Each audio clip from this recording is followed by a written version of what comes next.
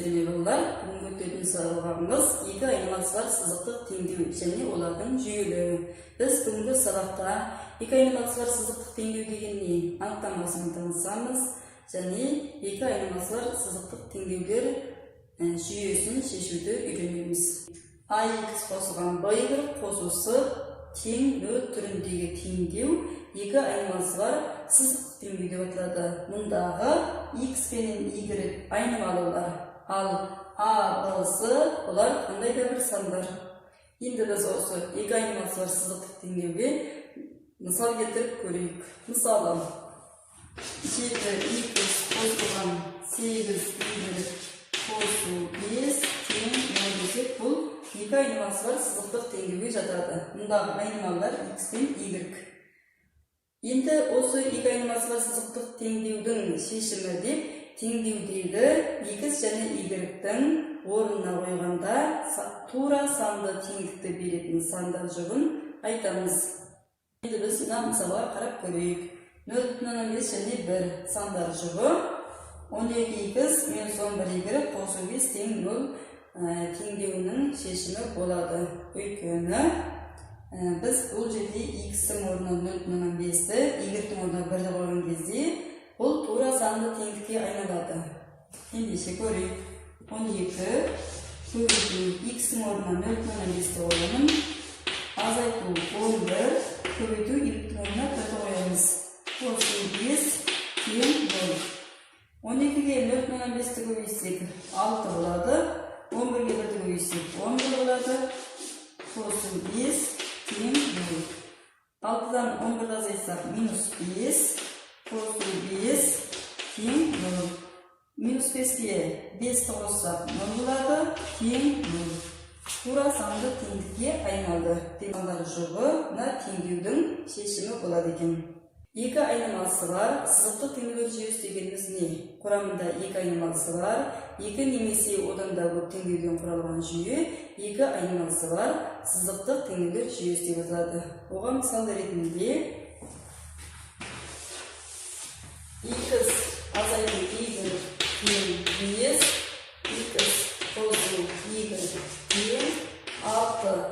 Бұл екі айнымасы бар сызықтық теңдеулер жүйесіне мысал болады. Енді балалар, біз мына теңдеулер жүйесін қосу тәсілімен және алмастыру тәсілімен шығарып көрейік. Алдымен қосу тәсілімен шығарайық. Бұл теңдеулер жүйесін қосу тәсілімен шығару үшін бұл теңдеу мынандай екі теңдеуден құралған. Біз осы екі теңдеуді қосып көрейік. Яғни бірінші теңдеуге қосамыз екінші теңдеуді. Бірінші теңдеуге екінші теңдеуді қосайық. Қосған кездерді бұл жердегі Y пен минус Y екеуі қысқарып кетеді. X-ге 2X қосамыз 3X болады. Кейін 7-ге 2-ні қосамыз. Қоссақ 9 болады. X табу үшін 9-ды бөлеміз 3-ке.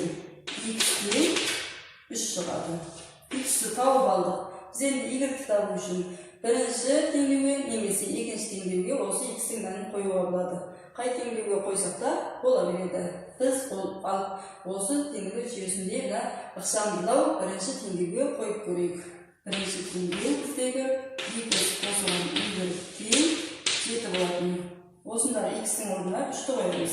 3 қосылған Y тең 7.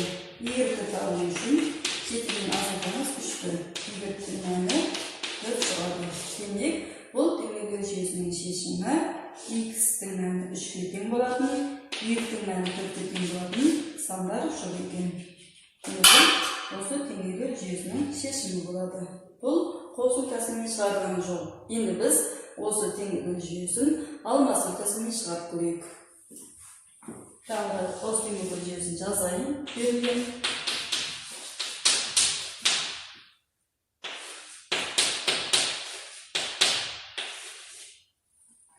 Бірінші теңдеу, екінші теңдеу. Алмастыру тәсілімен шығару үшін бірінші теңдеудегі немесе екінші теңдеудегі X-ті немесе Y-ті кез келген өрнектеп жазайық. Біз бірінші теңдеудегі X-ті өрнектейік. X тең деп жазайық. X-ті өрнектесек 7, Y-ті de tengeliğin oң жағын көшіреміз, минус y болады. X-ті өнерде жазып алдық. Бірінші теңдеудегі, енді осы X-тің мәні 7 минус y-ті екінші теңдеудегі X-тің орнына қоямыз. Екінші теңдеуді жазайын. 2 минус y 2 X-тің орнына 7 минус y-ті жазу керек. Жақшаға алып жазамыз. Азайту y мен 2. Енді бұл теңдеуді шығару үшін жақшаға шығамыз. 2 мен 7-ні бөлгеніміз 14 болады. 2 мен минус y-ті бөлгеніміз минус y болады. Минус y мен 2. 14. Минус 2 минус y бұл минус 3y болады. Мен 2.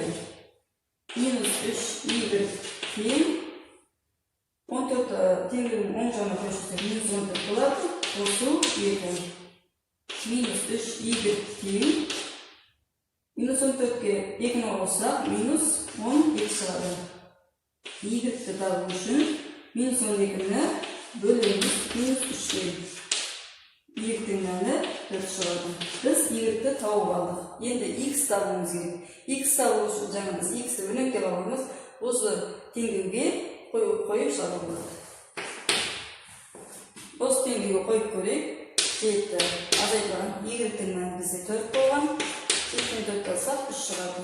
Демек X-тің мәні 3-ке тең екен. Демек бұл теңдеу жүйесінің шешімі тағы да 3 және 4 болатын.